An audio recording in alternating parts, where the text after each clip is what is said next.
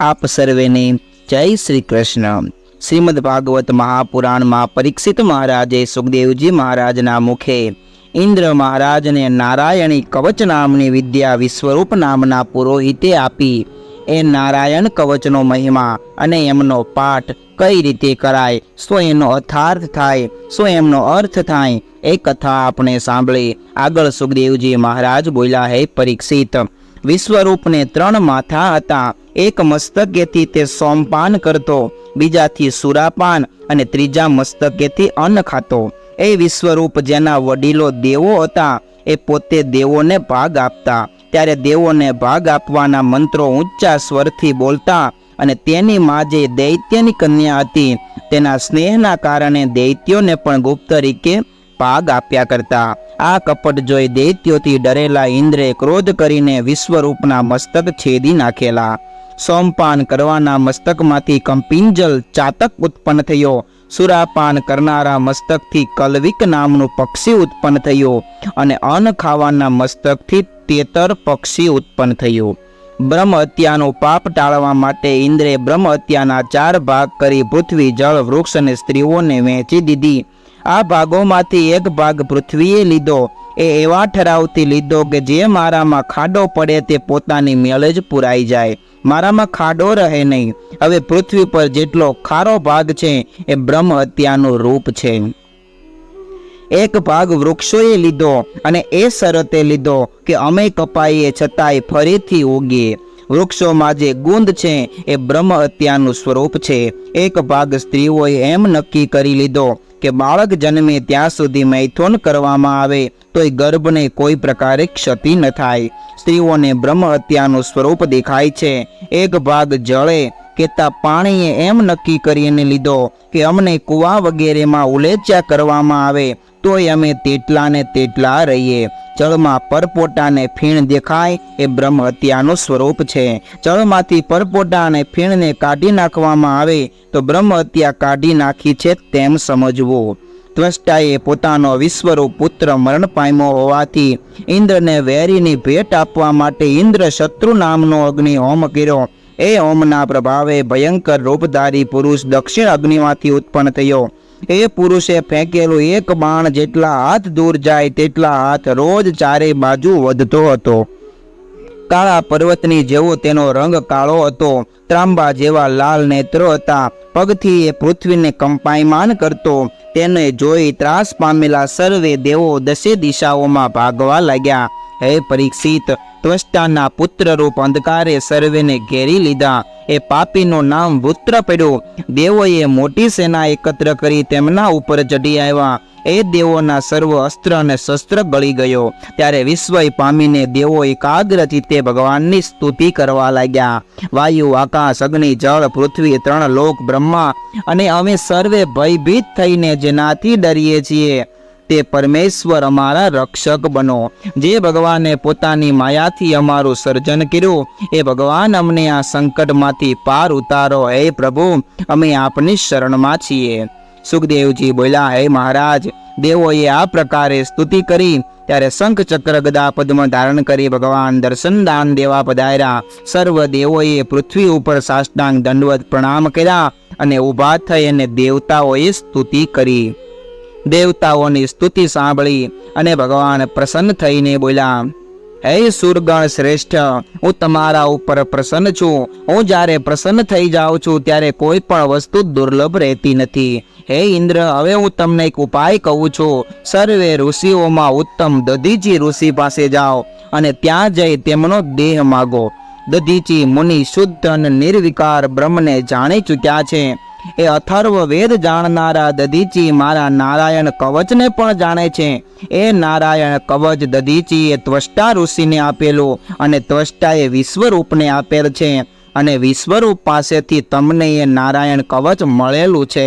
तमे मागशो त्यारे धर्म ज्ञाता दधीची अश्वनी कुमारो परनी प्रीतिने कारणे तमने पोताना अस्थि आपशे अने ए अस्थिमांथी विश्वकर्मा वज्र नामनो उत्तम शस्त्र बनावी अने तमने अर्पण करशे। मारा तेजथी उन्नति पामेल ए शस्त्रथी वृतासुरનું મસ્તક કપાશે। વૃતાસુરના મસ્તક પછી તમને તેજ અસ્ત્ર, આયુધ અને સર્વ સંપદા પાછી મળશે। વૃતાસુર તમને મારી નાખશે તેવી કોઈ ચિંતા કરશો નહીં, કારણ કે મારા જે ભક્ત છે તેમને કોઈ મારી શકતું નથી. મારા ભક્તનું કોઈ બુરું કરી શકતું નથી. મારા ભક્તનું સદાય કલ્યાણ જ થાય છે. સુખદેવજી બોલ્યા, હે રાજન, ઇન્દ્રને આજ્ઞા આપીને શ્રી હરિ જોત જોતામાં અંતર ધ્યાન થઈ ગયા. હે પરીક્ષિત, દેવતાઓએ દધીચી ઋષિને પ્રાર્થના કરી ત્યારે હસતા હસતા દધીચી બોલ્યા, હે દેવો, પ્રાણીઓને મૃત્યુ સમયે અસહ્ય પીડા થાય છે તે તમે જાણતા નથી.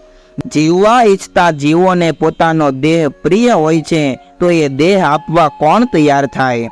દેવતાઓ બોલ્યા, હે બ્રહ્મન, આપ જેવા પ્રાણીઓ પર દયા કરનારા મહાત્માને કઈ વસ્તુનો ત્યાગ કરવો શક્ય છે?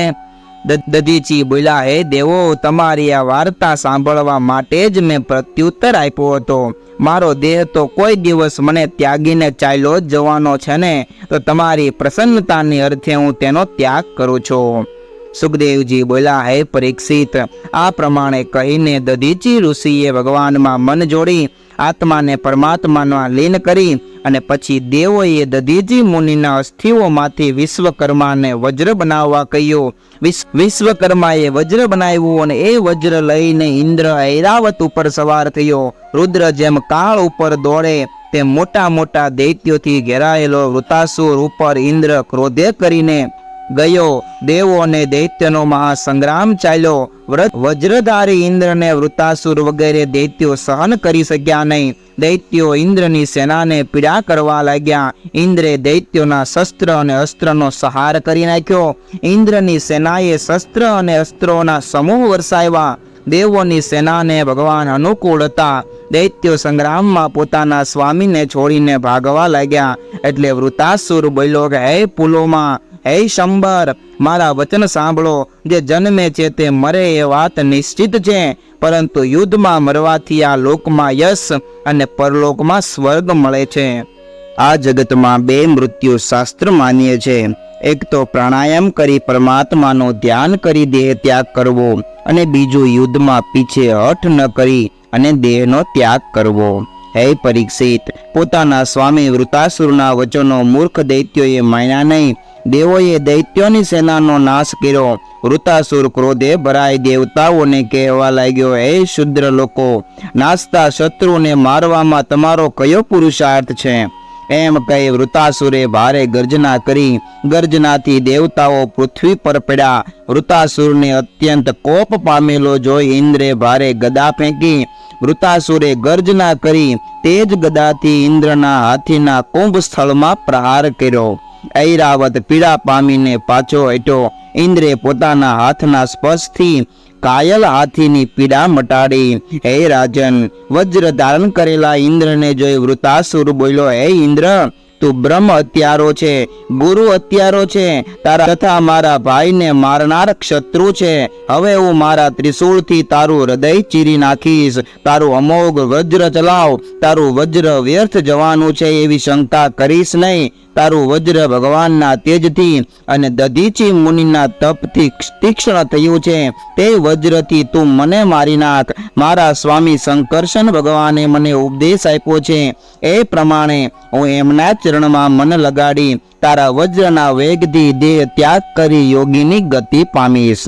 આ પ્રમાણે ઇન્દ્રને કહી વૃતાસુર ભગવાનને પ્રાર્થના કરે છે, હે ભગવાન, હું પણ આપના ચરણારવિંદના આશ્રયે રહેનારા દાસોમાંનો દાસ છું. મારી વાણી આપના ગુણો ગાય છે એવી કૃપા કરો. હે પ્રભુ, આપને છોડી સ્વર્ગલોક, બ્રહ્મલોક, પાતાળ કે સિદ્ધિઓ અને મોક્ષને પણ હું નથી ઈચ્છતો. મારું મન આપના દર્શનને ઈચ્છે છે. હું જે સંસાર રૂપી ચક્રની માયામાં પોતાના કર્મથી ભ્રમણ થયા કરું છું, એનો નાશ થાય અને આપના ભક્તોની સાથે મૈત્રી થાય અને દેહાદિકમાં મને કોઈ દિવસ આસક્તિ ન થાય. સુખદેવજી બોલ્યા, હે પરીક્ષિત, યુદ્ધમાં જીવન કરતા મૃત્યુને ઉત્તમ સમજનારો વૃતાસુર ત્રિશૂળ ઉપાડી ઇન્દ્ર ઉપર આવ્યો. ઇન્દ્ર ઉપર મહાવેગે ત્રિશૂળ ફેંકીને ગર્જના કરી અને બોલ્યો, હે દુષ્ટ, તું મર્યો જ જાણ. ઇન્દ્રે પોતાના વજ્રથી એ ત્રિશૂળ અને વૃતાસુરનો હાથ કાપી નાખ્યો. વૃતાસુરે ઇન્દ્રના ગાલ પર પોગળ મારી. એ સમયે ઇન્દ્રના હાથમાંથી વજ્ર નીચે પડી ગયું. શત્રુ સમક્ષ પડેલું વજ્ર ઇન્દ્રે લજ્જાવશ ઉપાડ્યું નહીં. ત્યારે વૃતાસુર બોલ્યો, હે ઇન્દ્ર, આ વજ્રથી જ મને માર. ખીન થવાનો હવે સમય નથી. હું હાર્યો છું. મારા હાથ અને આયુધ કપાઈ ગયા છે, તો પણ મારા પ્રાણ લેવાની ઈચ્છાથી યથાશક્તિ પ્રયત્ન કર્યા કરું છું. તેને તું જો. તેમાં બાણ રૂપ પાસા છે, વાહન રૂપી સોગઠા છે અને પ્રાણ રૂપી મૂઢ છે. આ જુગારમાં કોનો જય થશે અને કોનો પરાજય એ તો કોઈ જાણી શકતું નથી.